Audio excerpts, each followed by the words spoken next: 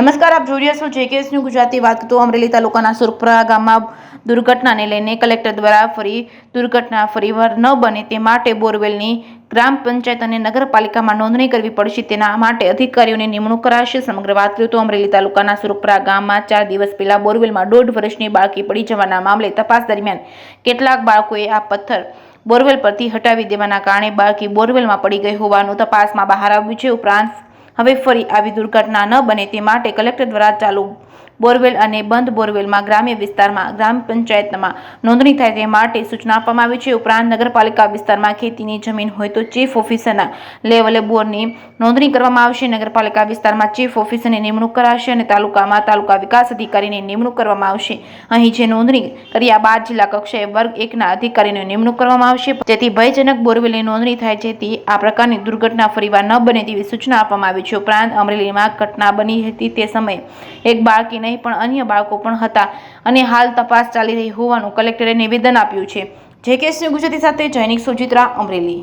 આ બોરવેલ જે હતો, બોરવેલ જૂના અનયુઝ બોરવેલ હતા અને બોરવેલ ઉપર પ્રાથમિક માહિતી જે મળી છે પ્રમાણે એક પથ્થર મૂકેલો હતો જેનાથી બોરવેલ બંધ રહે.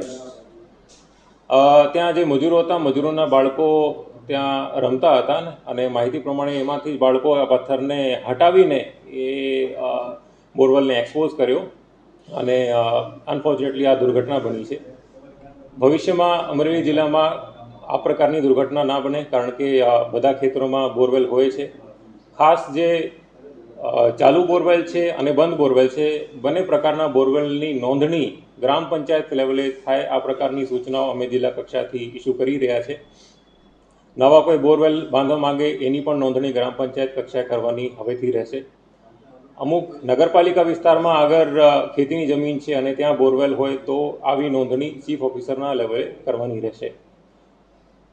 મુખ્યત્વે ગ્રામ લેવલે બોરવેલ હોય છે અને ગામ લેવલે જે નોંધણી થઈ છે એની ઓવરઓલ ચકાસણી અને એની મોનિટરિંગ માટે તાલુકા કક્ષાએ તાલુકા વિકાસ અધિકારીની નિમણૂક કરવામાં આવશે અને અમે જિલ્લા કક્ષાએ પણ એક વર્ગ 1ના અધિકારીની નિમણૂક કરવાના છીએ, જેથી આ તમામ પ્રકારના જે ભયજનક બોરવેલ છે એની નોંધણી થાય અને આ ભવિષ્યમાં સેફ રીતે જે બંધ થઈ ગયા છે બોરવેલ એ સેફ રીતે આ ખેતરોમાં રહે, જેથી આ પ્રકારની દુર્ઘટના બીજી વાર ના બને.